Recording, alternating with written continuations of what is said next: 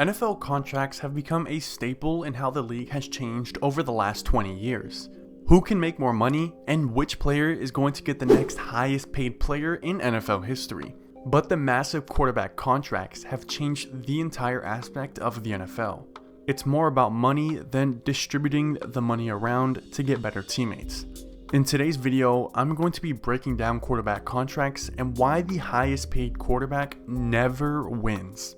So I took the liberty of gathering quarterback contracts and breaking down exactly how good their team does when they're the highest paid quarterback that season. But before we get into that, let's take a look at all of the Super Bowl winning quarterbacks since 2000. A lot of familiar names on this list. The first two columns are self-explanatory, being the year and the quarterback that won the Super Bowl, but the important column is contract rank.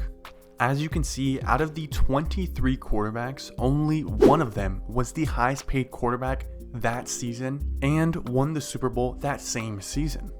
So now, let me show you the highest paid quarterback from each season and their result. I am just as surprised as you are. 13 out of 23 quarterbacks missed the playoffs. Let me say that again. 13 out of 23 quarterbacks who were the highest paid quarterback that season missed the playoffs. When you're the highest paid quarterback, it normally means you're really good.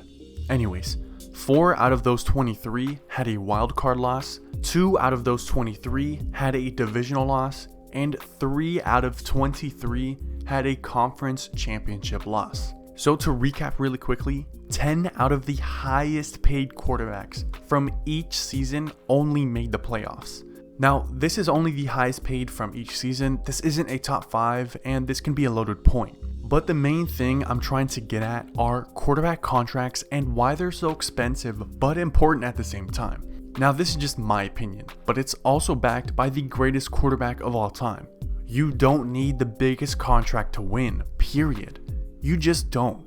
Do you know what Brady's average contract rank is for when he won his Super Bowls? 15th, and he won 7 Super Bowls. He was being paid like an average quarterback in the NFL, and he was winning multiple Super Bowls.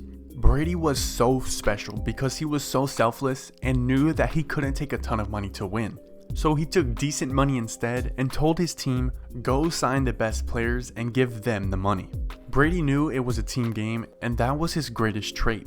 The closest quarterback we have to that is Patrick Mahomes. Now yes, he did sign a 10-year, $450 million deal, but that's over 10 years and can be reconstructed. My main point to this whole video is quarterbacks need to be more selfless. Yes, they're the most important position on the field.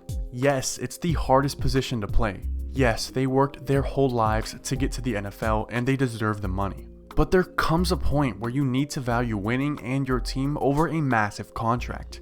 And if history tells us anything, it's that being the highest paid quarterback gives you less than a 1% chance of winning a Super Bowl.